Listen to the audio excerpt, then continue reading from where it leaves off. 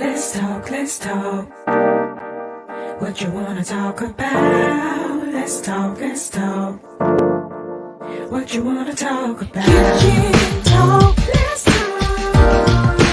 What you wanna talk about? Kitchen talk, let's talk. Conversations that cool.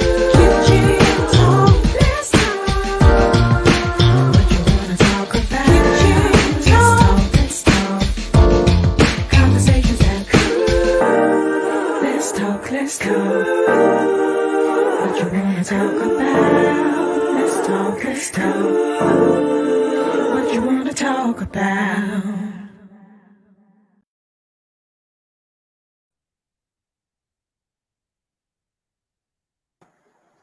Hey, hey. Can you hear me? Yes, sir. There it is. I was having some technical difficulties on my end, but we still going to make it work. Yes, sir. Still going to make it work. Kitchen Talk CTC, where conversations cook. I think my other co-host will be here shortly. Today we have not a stranger to the show, Mr. Darrick McGhee. Man, you know this is one of my favorite topics. Yes, And sir. this is the best time for us to have this discussion. Voting. Yes, sir. We're supposed to also have Mrs. Jamie to come on here as well. Attorney Jamie is going to come on and provide some insight as well. Okay. But let's get into it, man. What did you think about? Let's start off with the debates. Georgia debates. Yeah. What were your thoughts on? Let's start off with Warnock. I think Warnock was, he began very reserved, right? Trying to stick to the topics that is. I think he got pushed and provoked because of the constant antics and this, as he said, blatant untruths of Herschel Walker. Interestingly, and I've said this and I believe this, it's going to be very controversial, but that's who I am. If Reverend Warnock was not a black candidate, Herschel Walker would not be the Republican candidate. I agree. I agree. I mean, there's nothing else that there's nothing else about him that's enticing for the Republicans of Georgia than the fact that he's a black man, and so they need to try to counter that in that regard. I think Warnock has done a good job. Right, he's actually running as an incumbent, right? So he can run on what he's done while he's been there, but the race isn't about policy, right? And I think that's the basis of what's going on in the country. It's no longer about the policy; it's about everything else. And I think if those who watch the debate, I think Warnock really tried to stick to answering the questions as they were, and then at some point you have to start becoming responsive and pushing back on the rhetoric and the lies in that regard. And so very, very interesting. I had discussion today with someone who really believes that Walker's going to win that race. And I'm not in that camp. What's interesting is he actually saw his fundraising went up after the abortion stuff came out. Like process that. It comes out many cases and his fundraising goes up. That's how committed the base is to getting him in that seat. So it's interesting.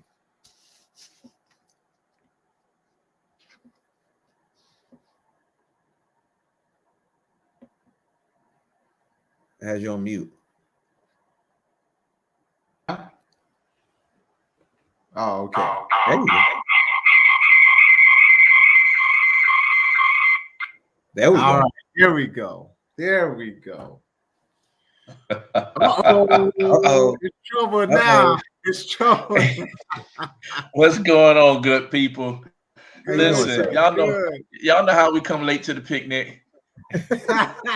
You know what? I love that you stated that because what's up, Fred? Bruce? Good to see you. I know you're gonna like this conversation. It's good that you said that, Dr. Scott, because I hope we're not late to vote. Come on now. Oh, man. I hope we are not late to vote. We could be late for everything else, but for this voting piece, I I wanted to go into Stacey's piece in a second in terms of how she and some others, how do they sit in terms of these early polls where they're saying that they are behind in the polls. But before you came in, we were talking about first the Warnock debate. What did you think about that? Did you get a chance to catch that at all? I'll be honest with you. I mean, there was nothing that said listen to Herschel Walker. I mean, if I can be honest, yep, it's like there was I didn't feel like there was going to be anything to that debate. I mean, so yeah, no, I no. You didn't miss anything. Besides the antics. Besides the antics, you really didn't miss anything. Yeah. What do you guys think about the Rubio? Yeah. Debate. Yeah. You know, go ahead, Doc. No, you go ahead, my brother. You're the man. So I've known Rubio for a while because, of course, you know, I lobby in the Florida legislature, and he's a former legislator and a former Speaker of the House. One thing about Marco Rubio, I mean, exclude the debate where, you know, you had the water bottle years ago. He actually is a very skilled debater, right? The guy is really good in debates. He's very polished. He rarely shows emotions. I will tell you that I think he did a good job in the debate, but I also have to say that Demings has confirmed her legitimacy as a candidate. Yes, she has. She did not, you know, she was holding her own. She was pushing back. And here's the thing that people have to remember about being a female candidate, right? Is that you have to walk a fine line of how you debate, how you rebut, because you don't want to have a whining voice. You also don't want to come across as very, you know, rude, nasty, emotional. Then you factor in her being a Black candidate, right? She has to be careful not being the angry Black woman. Right. Regardless of what the topic is, regardless of emotions behind the topic, abortion being a good example, he has to walk that fine line because people are going to try to find every little thing, facial expression, body language, whatever it may be. And there were some tense moments in that debate, but she didn't back off, right? No. And to me, as a person who likes to watch debates and loves politics, I'm grateful for that because up to this point, there are people who really hadn't had a chance to see her. And Marco Rubio really has, for the most part, coasted in his elections for this U.S. Senate seat until now. She has good money, great name ID, a really proven law enforcement record. She's done some good things in D.C., but she was polished. She was on the topics, and I think that's key. And she was well versed in that regard. And so, hands down, thus far, that's been to me probably the best debate. Unfortunately, we won't get the pleasure of having multiple debates, right? They're only committing to one. All these races only committing to one debate. I have to stop right there for a second. It's kind of sad that we're getting to that point where you only have one debate, and then we have to make a real decision, right? Correct. In terms of putting this person into office. Lisa just typed, women have to work extra hard. But I think when you want that vote, male or female, you got to work hard for that vote. And for just one debate, I think we're moving backwards in that area.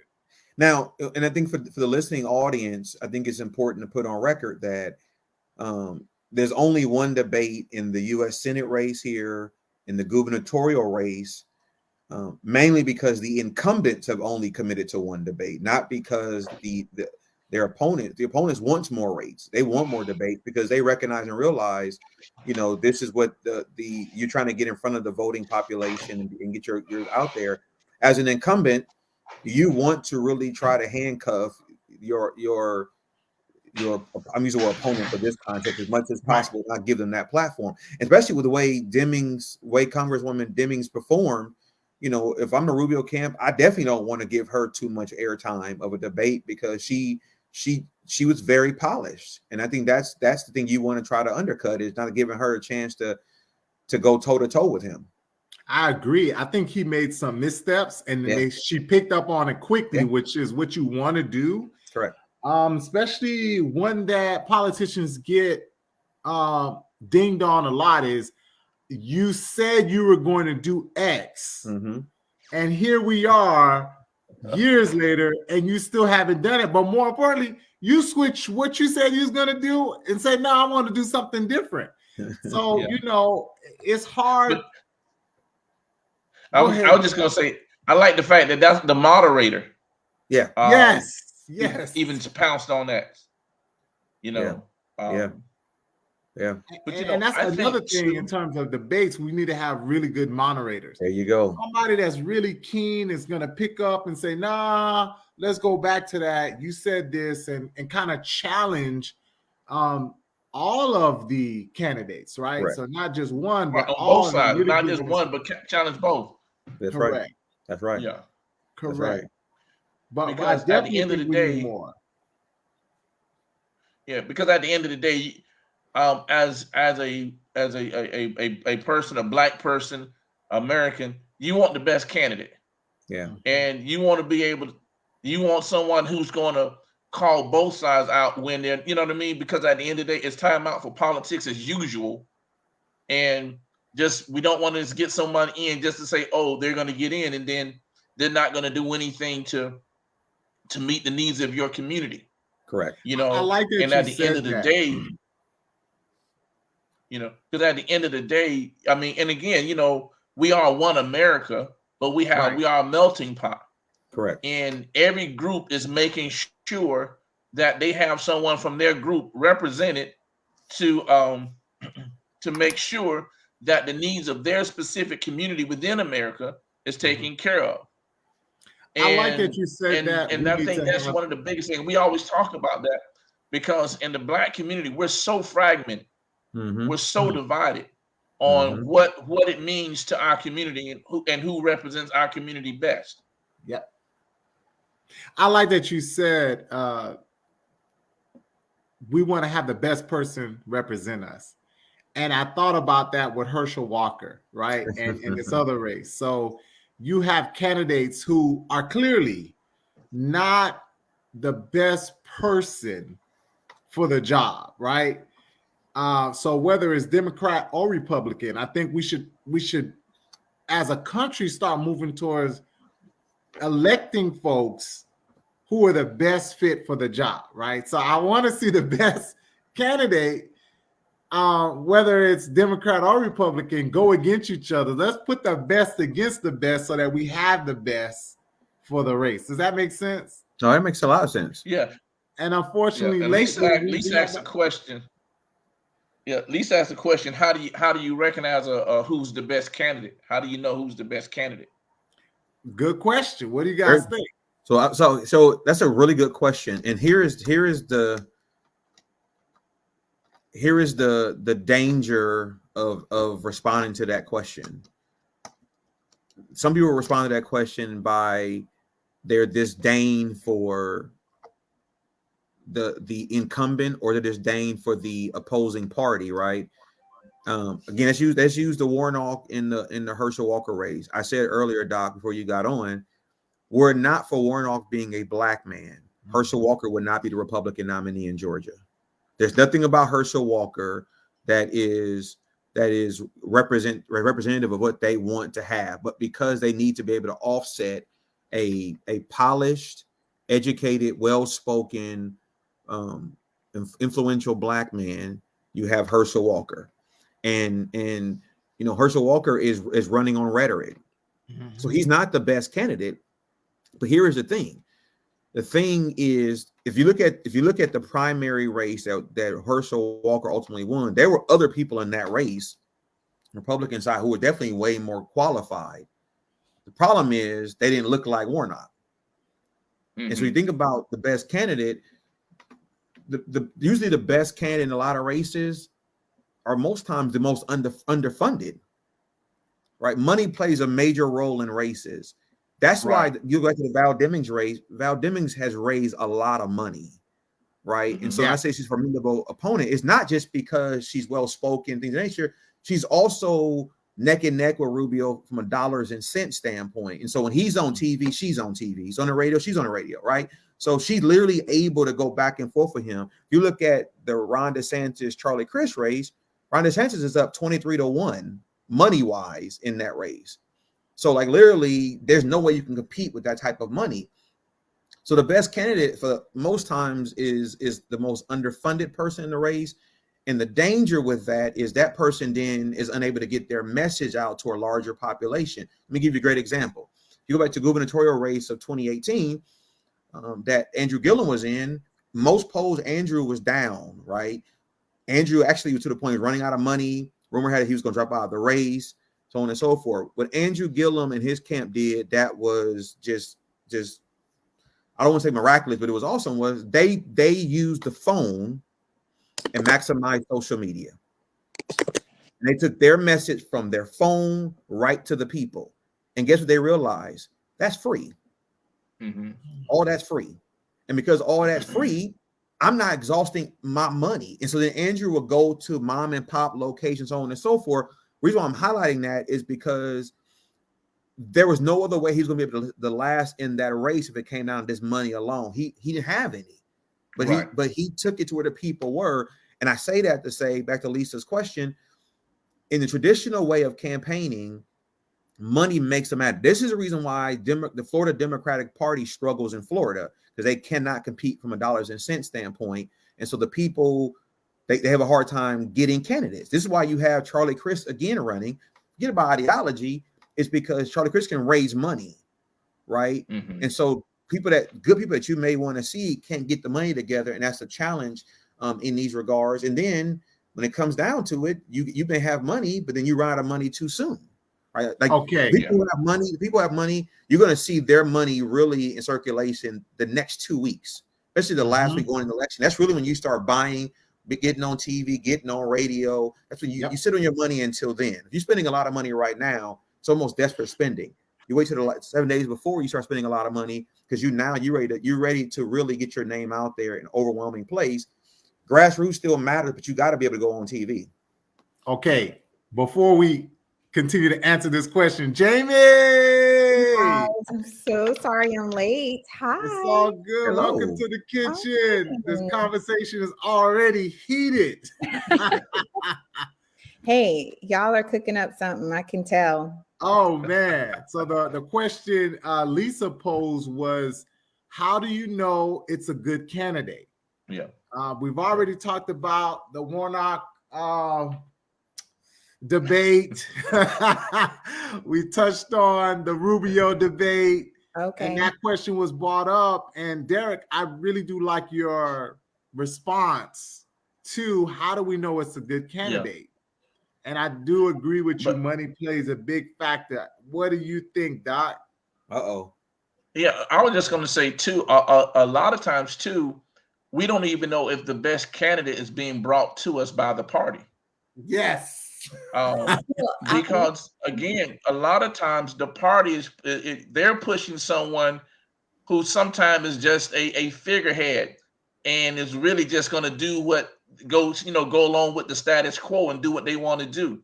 Yeah. A lot of times they don't want someone who may buck against what they want to do as a party. You know what I mean? And sometimes if you might agree with somebody across the aisle, they'll say, okay, we don't want you because we want someone who's going to always agree with us on every issue the way we want it. So in some of these races, they're selecting someone who they feel like they can control. That's why I feel like the Republican Party, they selected Herschel Walker because at the end of the day, you're going to be able to control his voice. I agree. Jamie, what do you think? Oh, wow. So I agree with Darrick about the Democratic Party. I'll go a step further that they're just tone deaf, in terms of messaging. And then also, as it relates to picking the best candidate, if we were to look at the governor's race, I don't believe that Charlie Crist was the best candidate. If you ever listen to him talk, it's nothing but rhetoric. I mean, he believes that, the way to Black people is a Barack Obama. And he said, when asked about, how are you going to get the barbershop owner to leave the way he provides for his family to go and stand in line for hours to vote, his response was, I'm going to take Val Demings and I'm going to take Barack Obama. So he doesn't quite understand some of the issues regarding Black community. And if pressed, he says something about crime. Well, contrary to popular belief, not all Black people are criminals. And, Right. And that may not be the first thing on our mind. Social justice or criminal. I mean, granted, those are important things, but a lot of people right now are trying to eat. They're trying to figure out where they're going to live. They want to be able to take care of their family. And so the economy is always going to be an economic empowerment and development is always going to be on the top of a top issue. And I think he just kind of doesn't see that when it comes to a certain demographic. And so, but the Democratic Party is pushing him. They pushed him more than they pushed Nikki. Right. Yeah. And so it's about and again, I'm not saying she's the best candidate, he's the No. best candidate. What I'm saying though is, again, we have to question sometimes, is the best candidate for our party or whatever party, the Republican Party, the Democratic Party, is the best person being pushed. I mean, I'm listening to your comments and what you're saying, and that's it exactly. Yeah. So I Was think he selected because they feel like you need a man to beat DeSantis? I mean, I think he's obviously a career politician and he has name recognition. So I think that in and of itself, they didn't believe that Nikki Fried could do it. And there was a lot of other things against Nikki Fried, right? I think we can say that she kind of came out the gate a little late swinging, like her campaign really should have started sometime in 2021 instead of waiting, 3-4 months before, primaries, but to Darrick's point, you got to have money and you got to have TV, and that's going to cost. And you're competing with, Ron DeSantis, who has a lot of money. So, I think in that respect, but then that's where grassroots helps, right? And we saw that with Andrew's campaign. Well, not just Andrew, we also saw that with Barack Obama's campaign. Yeah. So, I wanted to say that because as we know, Andrew's campaign didn't win. We didn't win with that one. That was not a win for them. Well, but I think Barack it was was for a couple of reasons. I don't think it was because I think we got away from grassroots. I think that's kind of what happened with Andrew's campaign. We got away from it. So Friends, well, I think it's important. You brought up Barack. Let's go back to what you said before, though, about the best candidate. If you go back to 2008, the National Democratic Party was trying to discourage Barack from running because they had basically prepared it for Hillary Clinton. They wanted him to wait his turn, right? And because Barack felt like it was his time, he said, absolutely not, I'm running now. But short of that, they were trying to offer him everything and to let her run now and you run later because they felt like she was the best candidate. And he did everything. I mean, you're talking about grassroots. He also did something that candidates still aren't doing like he did, which is he actually encouraged the $5 donation, $10 donations. Like he was taking all of that and it was maximizing himself. But if we be honest about 2008, he wasn't who they wanted. No, they wanted her, right? And so, and I think that's important on both sides of the aisle, from both political parties. Is, as you mentioned earlier, you want the candidate who's going to ultimately stay in line, stay on message, but most importantly, remain controlled. Okay, so there's another piece to that, though. The piece of he is educated. You know, a lot of times we take this out the context that we need people who are. It's crazy how in America we value education. Well, we say we value education, right?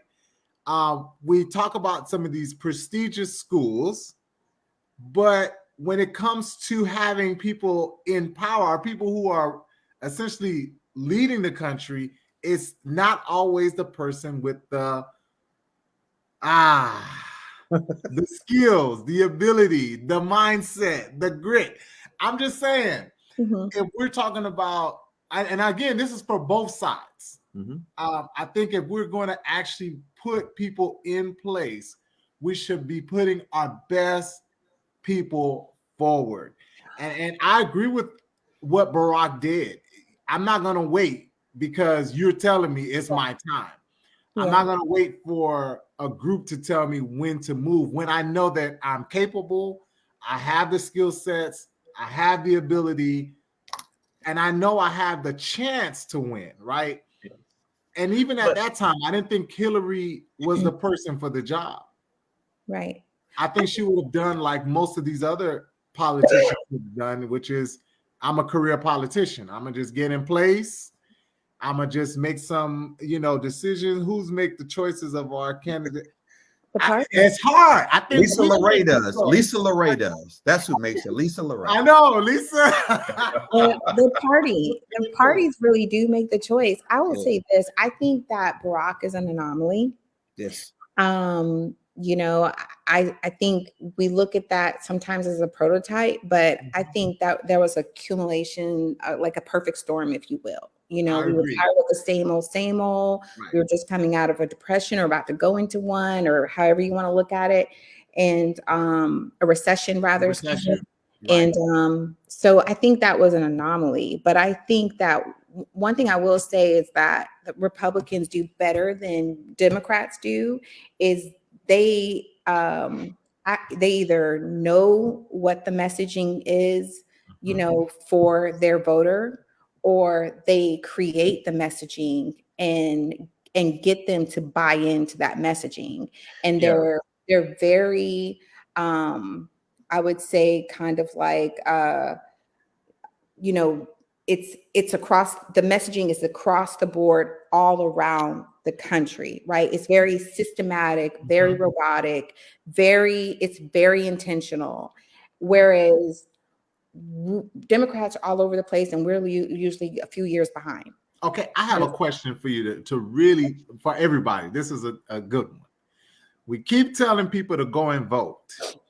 Yeah. Should we also be thinking about really becoming a voice in the party, i.e., not just saying that I'm a Democrat or I'm a Republican or whatever party that I'm in, but I'm actively engaged so that when it comes time to select the individual that we want to go forth, it's not just by a vote. We have already vetted that person. We have already gone through a process, which they currently do, to say, okay, this is the person we want to put forward for the rest of the masses to vote for. Do you think there's enough of us helping to push that decision where you don't have that anomaly to happen again, where we know, this is the best person? To answer your question, I think it's ran by the old guard. And I don't, to be very direct, think there's enough of us meaning forward thinking, progressive, whatever you want to call it, but people who actually have their boots on the ground and they see the issues that are important to people because they live them. You got a lot of politicos. You got a lot people who are professed, political intellectuals, and they're part of the old guard. And so this is how we've done it. This is the way we're going to do it. We need this much money. We need to put up this type of candidate. And they make very little room for new blood to really come in and shake things up and say, we need something new. We need something that's a little bit more refreshing. We need to pay attention to what our voters actually need. And so, to answer your question directly, no, I don't think there is enough of us. And I think that the Democratic Party, and I know this is not about that necessarily, but I think they need to do like an overhaul all completely. I think they need to be turned upside down and turned back right side up, and then turn back upside down, and like shake it up a bit and try something completely different. So I agree with that. And I've said this before on some previous episodes of the show. if you do a comparison between the two major parties, the one thing the Republicans in Florida do a really good job of is they have a starting five and a bench.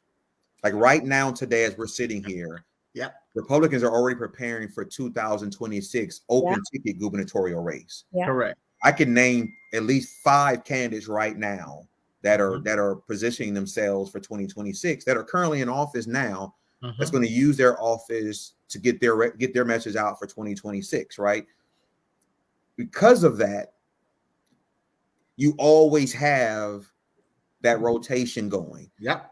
If you look at it from a Charlie Crist perspective, from a Democratic standpoint, it's hard to motivate the electorate when they keep seeing the same people on the ticket over and over again, right? Charlie has run literally for governor in all 3 as a Republican, independent, and I mean, this is like his 4th time running for governor, right? Correct. It's hard to get people to excited, especially younger voters, because at the end of the day, they're looking at literally their grandparents almost in a sense running for office. It's like, you don't even relate to what I'm dealing with. And the challenge of that is, so come November the 22nd, when the House and the Senate of Florida does organizational session, they're going to bring in for the first time at least 3 Black Republicans, at least 3. I say at least because depending on what happened with the Owsley and Simon race, it could be 4, but at least 3, which is historical, right? They've never had 3 Black Republicans in the legislature at the same time in Florida. I'm only bringing that up because what the Republican Party has started doing a lot more of is now starting to identify, engage, and incentivize minority Republicans, mainly Blacks, to get them to run. And here is why, because now you want to start showing Black voters that, hey, you don't have to be married to the Democratic Party now. Here's some look like you on this side as well. Now, if you start listening to the platforms of the individuals, it may differ. Fact of the matter is, when you wake up and you go to bed, go to bed Black, right? So you start to see this thing happening because Republicans, and money plays into this too, but they're already forward thinking years out. He makes a good point. The old guard is so strong. They're so strong. And you're talking about from a national standpoint, our federal leaders in DC are all late 70s to early 80s in their age, right? That's the old guard that won't let go. But you can bring it here to Florida. Like that old guard won't let go. And so when you start bringing these ideas of how to attract those young voters, how to get them excited, get them motivated, most on both sides, their ears get deafened because they don't want to hear that. And so when you start looking at, for the first time in Florida's history of voter registration, Republicans out-registered Democrats, right? They're starting to see how that machine works. Because what Democrats have always done, in my opinion, is they automatically assume we got the Blacks. Correct. Got the Blacks. We got the Blacks. Went to wasting time over there. Or we just, hey, this is dangle a shining object, keep their attention, whatever it may be. That stuff doesn't work anymore because what's happening is we're becoming more educated. And so now we're starting to say, okay, what else are you going to do for me? You can't just come to the church. What else are you going to do for me? I don't care about the fish fry. What are you going to do for me? We want more because we're now raising our families, right? We're raising families, as Jamie mentioned. We're trying to survive and take care of our households. And so I may not be worried about crime, but I am worried about cost of living, right? So these things start mattering. Let me ask you. That wasn't even a word. I got to correct myself. Hold on now. Things stop they don't matter anymore. Listen, I can't be bad in my English. Come on, man. Come on, brother. Don't do me like that. Yeah, I can't. As a matter of fact, I was gonna twist it. I said, should I turn it around? Because what you stated is actually what Jamie just stated. Correct. I think that the Republican Party did just that. They did a shakeup and a shakedown. And they said, okay, we need to bring some faces to our table so that people can say, hey, this person looks like me. This person thinks like me. I may want to start voting for this person. But I still do think there's a hidden agenda that we sometimes miss out. I heard this from, and it was kind of crazy because I heard this from Steve Harvey. He said, I don't vote for me. I vote for my community, right? I'm good.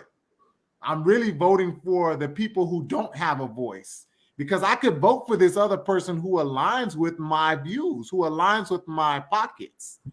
But I'm really thinking about the people who don't and how they align.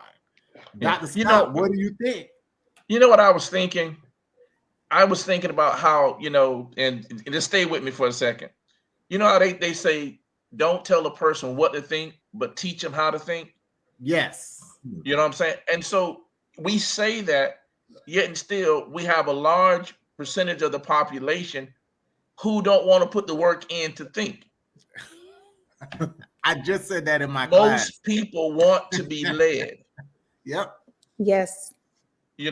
And so when you think about that, the Democratic Party is not doing a very good job of putting forth leaders in which people want to be led by.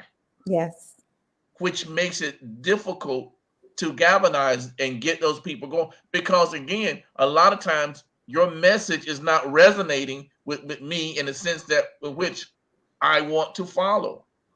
And one of the things I noticed about the Republican Party is they know how to target their rhetoric, whatever they're saying, to that group of voters that, these people normally won't come out and vote.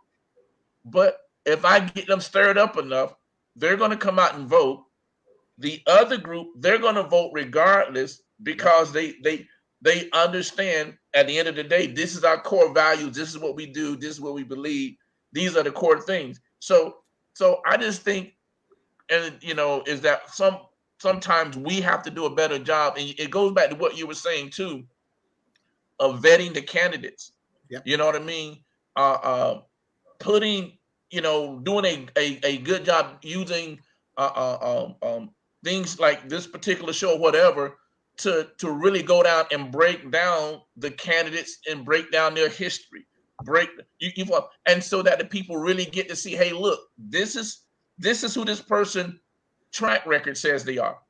Not what they're saying with their mouth, but this is what their track record says.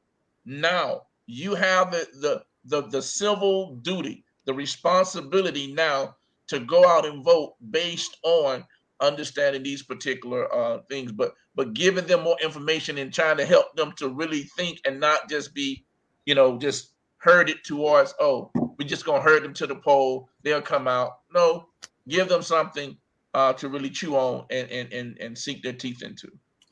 Jamie, I want to ask you, because, you've helped several candidates at this point try to engage the party to vote for them. So you have led. How would I describe that? Well, I have to say I agree with Dr. Scott completely. You have to have a dynamic candidate that's going to really and truly, I know it sounds crazy, but most people don't want to think, like after you've done your job, you come home, you've gotten food together, you got kids together, some of us don't even think going home. We just get in the car and it just goes. Mm-hmm. So, I can't tell you, and I'm sure all of you get it too, how many people during this time of the year will text you or call you and say, hey, I got my ballot. Who do I vote for? Yeah. Yeah. So most people, want to be led when it comes to that. And so in order to bring people out in an off season like this is, right? This is not a presidential election year. You really have to have a dynamic candidate that is going to speak something anew or fresh. And so the campaigns that I had the pleasure of being involved in were all candidates that really were something new. They were something other than the establishment. And it really encouraged people to get out and vote.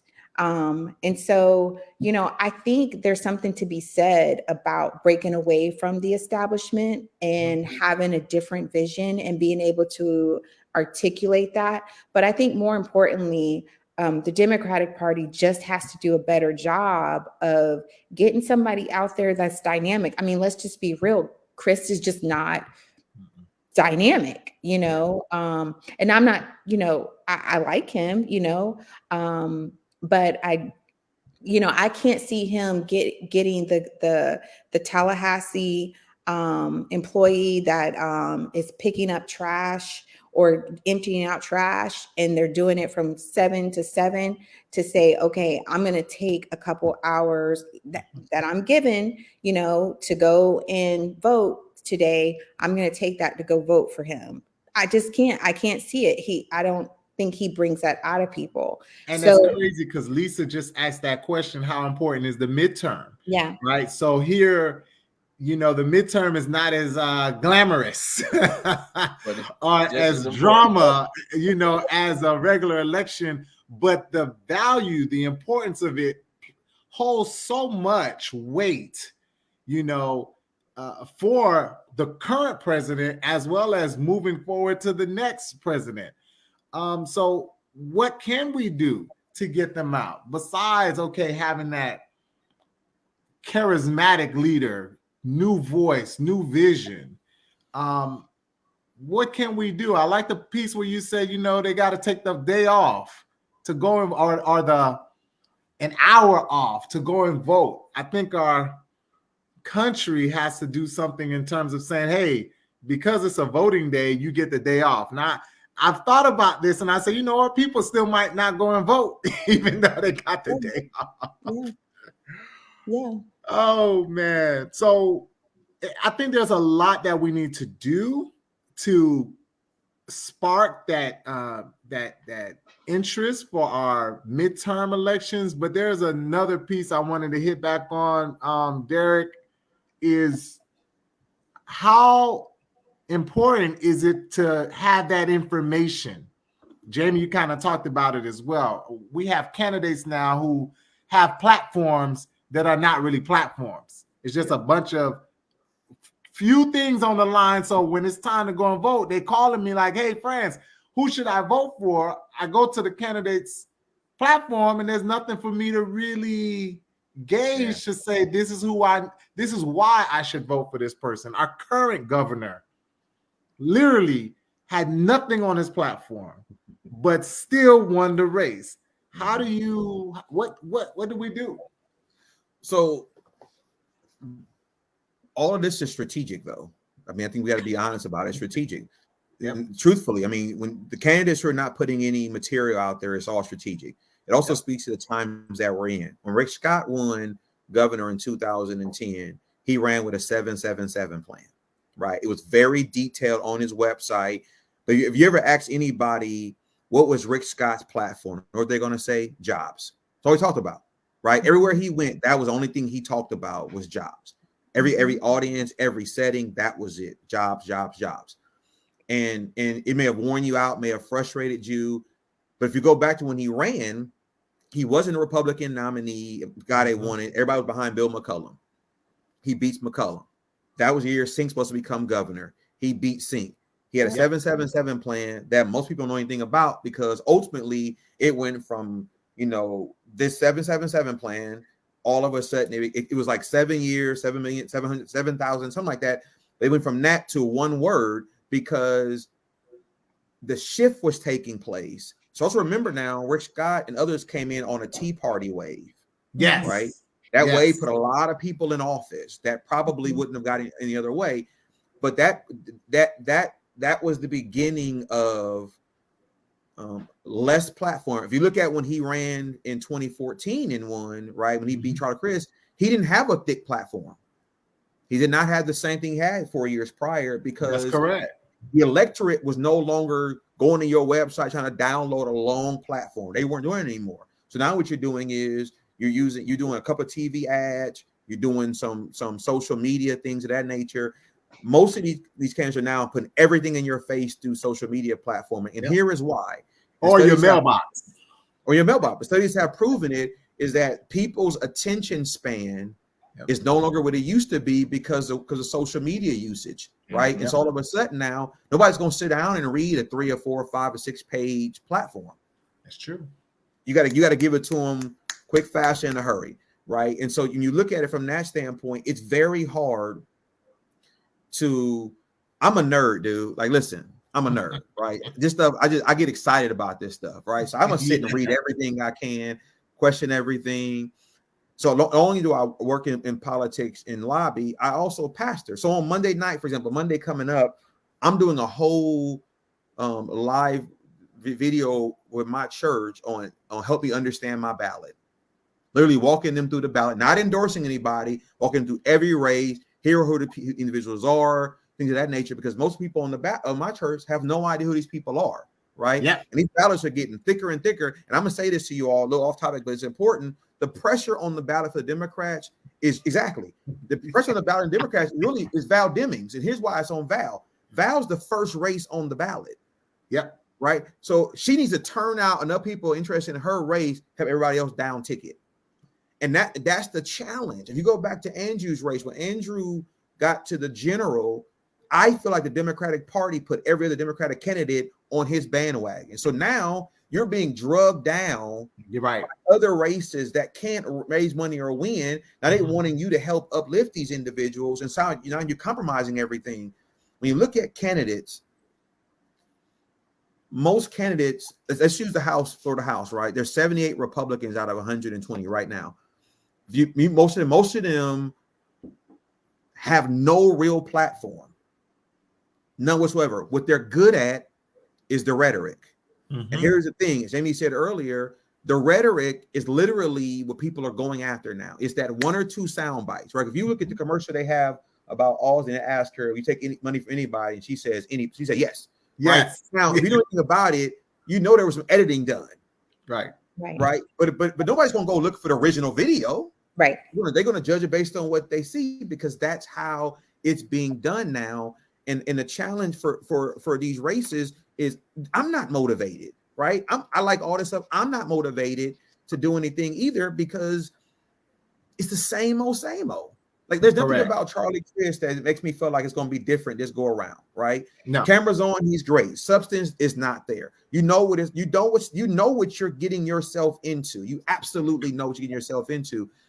And so when go back to the question Lisa asked earlier, it's very hard to get people excited about midterms, but I will also tell you midterm elections bode well for the incumbents, because your traditional voters are more likely turned off in midterm elections. He's like, you know what, I don't care. Right. So if you're an incumbent, you enjoy those type of things. Now you mentioned about that hour vote time that they give employees, and that's true. But the way in which the voting laws have changed, right, on election day, you may not be able to get through the line in 1 hour. No, that's the crazy part. If you're in Broward or Miami-Dade. Exactly. And so you think about those type of things, like it's becoming harder and harder. And so people are like, you know what, man, it is what it is at this point. I'm just going to deal with it. I could survive 4 more years. It is what it is. And that's what we're dealing with. I mean, you guys a funny story. And Pastor McGhee, I know you got to going to say, like, you hit it right on the head. Like, you've got a group of educated voters, nerds that love this stuff. I mean, can go all day long about this. But then you have other people that's, they're like, but what's going to change in my life? Correct. What is this going to do for me? I've gone 4 years, 8 years, whatever. Rick Scott, DeSantis, what's another 4? So it's not moving. It's not dynamic enough for them to take off the day or take off that hour to go and vote when it doesn't make a difference in their lives. And you're going to say something. Before you say that, yeah, it's crazy because we wait for that last day. Right now, you go early vote. The polls are open, but we still in that mindset of, okay, I got to vote on this day, right? And it's hard because, like you said, in certain counties, I'm not going to wait in that line to go and vote. So, they make it easier to do a lot of things in this country.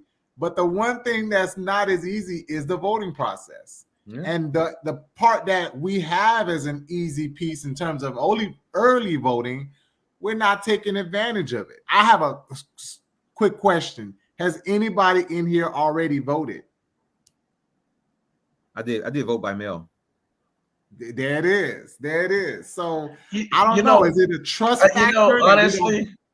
Honestly, I started to vote by mail, I said, man, I don't trust none of these cats. Nah, that's what I'm saying.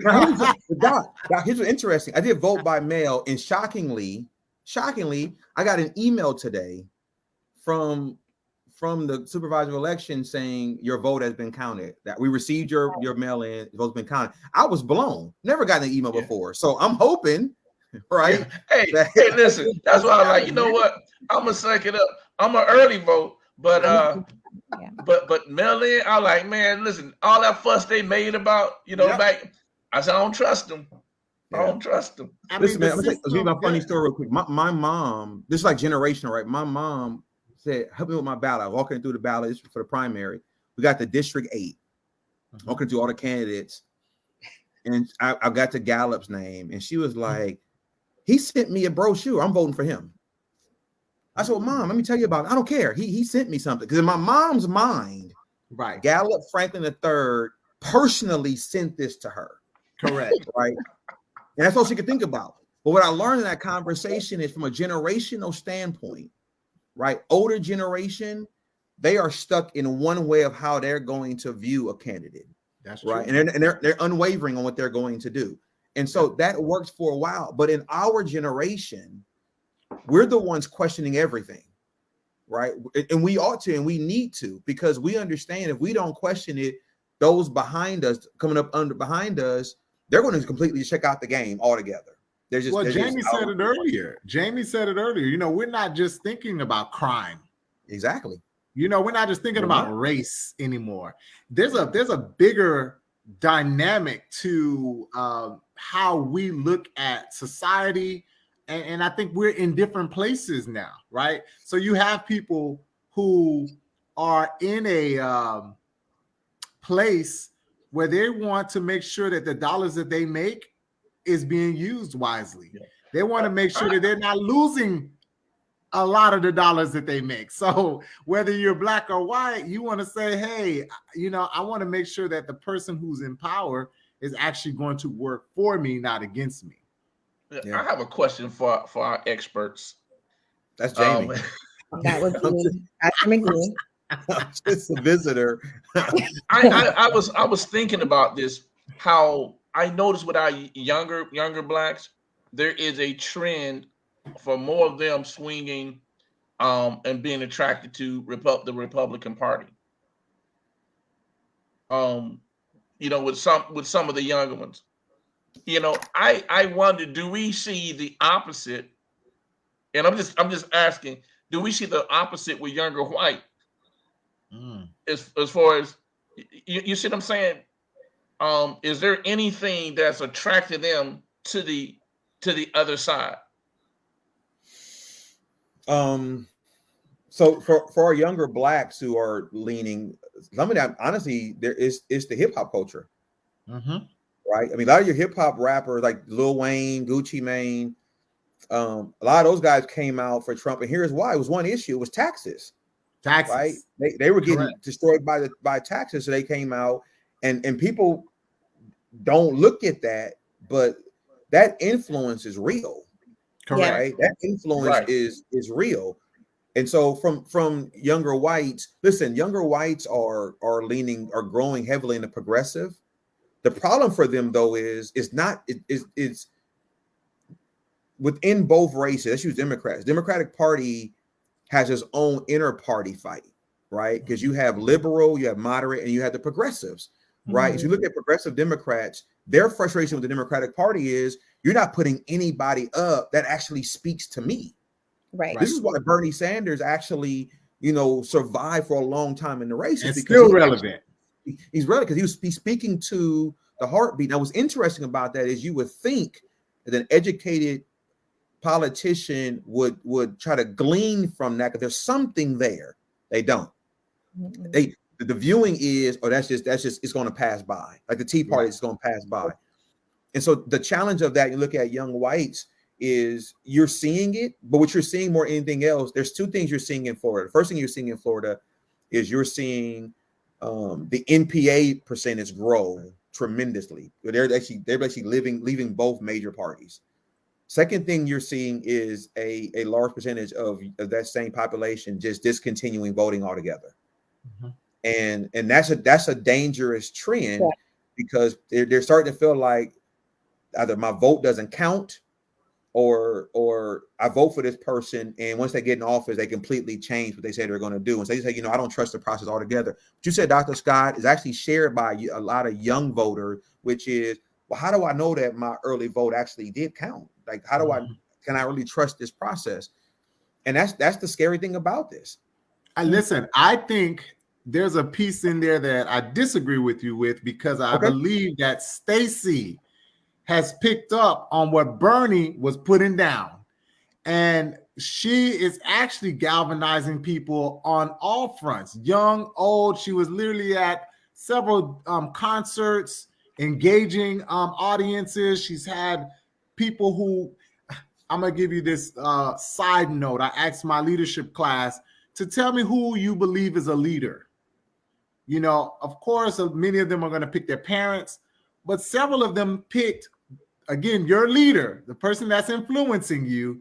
They picked musicians, rappers, So Stacey has figured that out, and Bernie has figured that out and said, hey, let me tie to these folks to say, we need your vote. We need to make a difference. I think when it comes to picking up on that Bernie train, she has done the best that I've seen in terms of, okay, let me think progressively, let me connect with the people. But more importantly, the piece that I like the most about her is, let me show you, not just tell you, right? Yeah.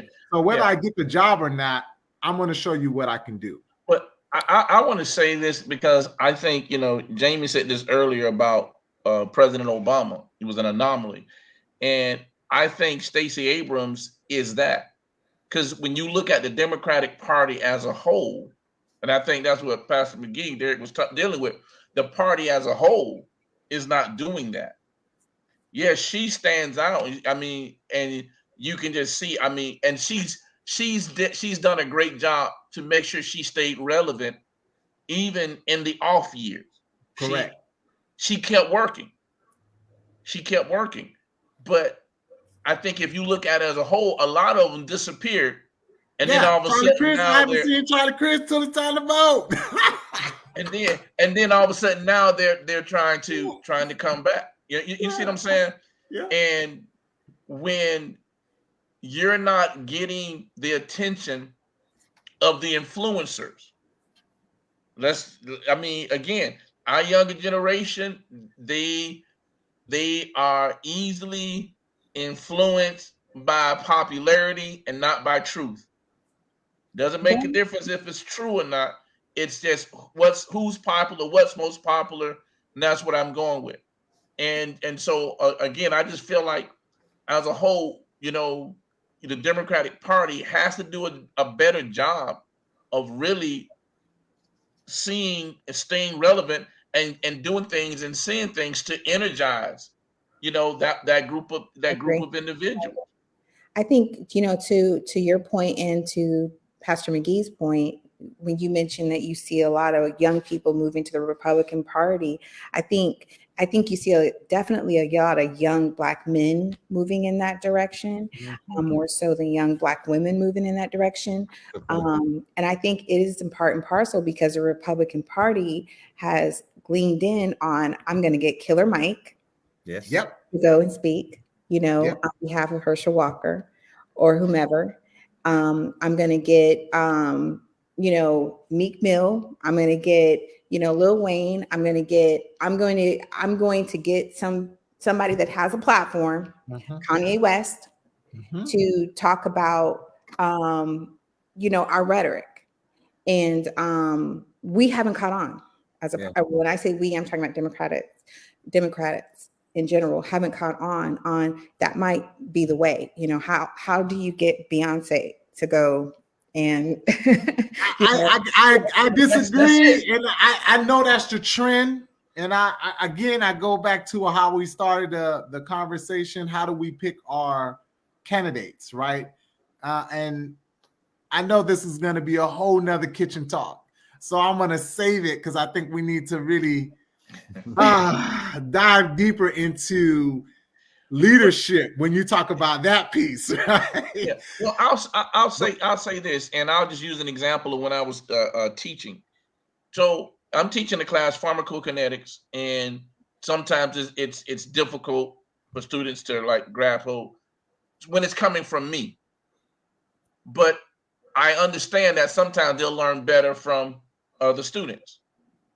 So what I did was I'll get a group of students who are doing well in the class, and almost like the influencers, I sit down with them and I go in detail about the exam or about whatever it is I want to go over, and then I send them back to the class to do their session. Mm-hmm. You know what I mean? And just using that as an example of the Democratic Party needs to do a better job of bringing the influencers in, hearing their voice, seeing what they want, and then at the same time giving them, this is what our message is, this, and allowing them to go out with that message, and galvanize and stimulate the people to want to move in that direction. So let me ask you a question. Let me ask you a question. Going back to what, because I think what Jamie was making a good point on the Beyonce thing. And here's the question I would ask though, because Doc, I'm hearing what you're saying, but you're also saying that as a person who's observant of what's happening in his class and how you can utilize that. I think the big question has to be asked is, does the Democratic Party think there's a problem? Right? Because everything we're saying sounds great because we think there's a problem. But if you don't think there's a problem, right? You could be thinking this is just a phase, it'll pass up. And so we're gonna remain consistent in what we're doing. And we're all looking and saying, yeah, but that phase may be, I mean, listen, the Republicans, there has not been a Democrat in the governor's office in Florida for over 20 plus years. Right. You think about that, right? And to add to that, Alex Sink was the closest woman to winning governor. Andrew's the closest black to winning governor. But the fact of the matter is, there's never been a black nor a woman to sit in the governor's mansion as governor, right? And so at the end of the day, there's a lot of undercurrents. But the question has to be asked: does the Democratic Party actually believe there's a problem? Because as you mentioned earlier, the Republicans knew there was a problem, which is why, as Jamie mentioned earlier, they turned everything upside down. Correct. Because they acknowledge we got to fix this situation. And if they don't believe there's a problem, then nothing is going to change. So here's what's going to happen. November voting day is going to come, right? It's going to come and go. And this is what's going to be the problem. This Democratic Party is going to say, y'all didn't come out and vote. Yeah, that's correct. So, that's how they see this issue. Yeah. There's only a problem when the minority didn't come out and vote. And so then it becomes, you guys got to get out and vote. You got to get out and vote. So when the whole state turns red, it's already red. Right. When it, I'm sorry, you're right. When it continues to stay red. Right. I'm an optimist, but I'm also very real. Right. I'm a realist. We can hope and dream, but I think we all know that DeSantis is going to win, and so, and poor Aramis, I really want her to win, but I think the cards are stacked against us there. And Val, bless her heart, y'all saw the debate, the other night. She's not going to win. I think Val has still a good chance. No, I think she has the best chance. I think she got a good chance. I think out of everybody, she might have the best. I don't know. I think out of experts. Okay. Y'all the experts. Back to that. I'm not the expert. I just observe. Like, I'm not a lobbyist. I'm not in politics. I just go and vote. That's all. But I saw the debate. I don't know if y'all saw the debate. I saw the debate. Yeah, saw the debate. She's not going to win. Jamie, here's the thing about that though. What's interesting about you saying that, everything you said, I agree with. I think you need to prepare for a Republican-dominant cabinet, governor's office, House, and Senate. I think Marco Rubio wins. I do believe that. But Jamie makes a good point because as a Black woman, she seems way more skeptical of Val's performance than we did at the beginning of the show. I actually was like, I think she did really good. And Jamie's like, that's true. I saw the debate. Yep.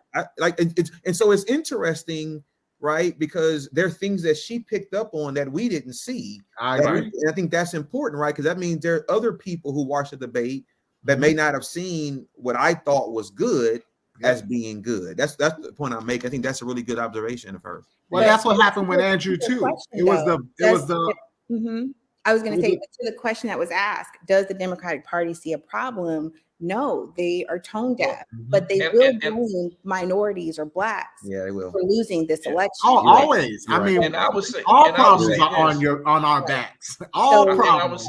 And I would say this: if they don't see there's a problem, that's a problem. I agree. Yeah. You know. But here's the other piece is, what do we do moving forward, Doc? Win or lose?